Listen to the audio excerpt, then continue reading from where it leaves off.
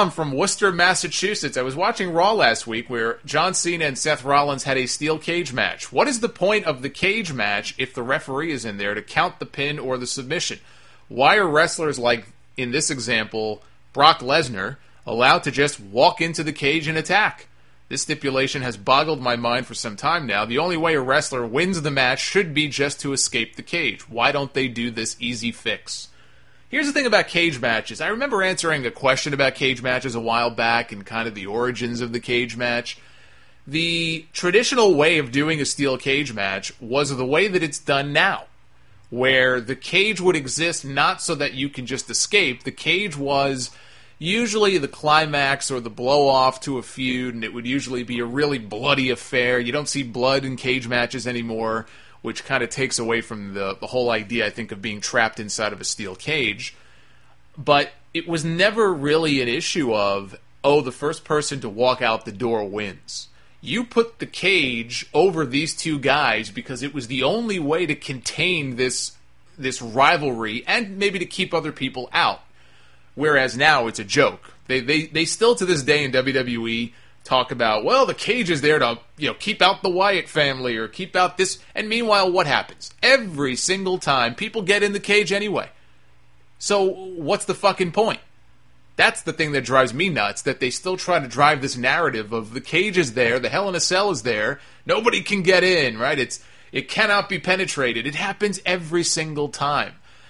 Come up from under the ring, or they beat up the referee and they open the door. It's stupid.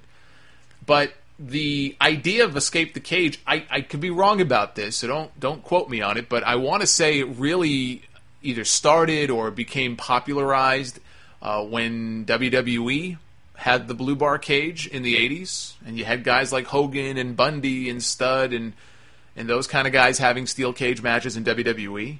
That really is where the escape the cage thing came into play. You go back earlier than that, in other promotions in the 80s or the 70s, it really wasn't so much about, hey, who can escape first? It was pinfall or submission inside the cage. That's how it worked. That's how the old War Games worked in WCW.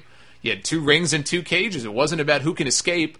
You trapped those 8 guys or 10 guys inside the 2 rings, this gigantic cage, and they just went at it. It was an all-out brawl, one fall to a finish inside the cage. That's really how steel cage matches are supposed to be. Now, as somebody in my case who grew up watching those old blue bar cage matches in WWE, I guess I probably like you in that I really like the escape the cage stipulation. To me, it creates for more drama in the match when one guy is trying to get out and the other guy grabs him and he's hanging from the cage or he's trying to go out the door. I mean, in my opinion, my favorite and one of the best steel cage matches I've ever seen was the Bret Hart vs. Owen Hart cage match at SummerSlam in 1994, and that was not pinfall or submission inside the cage.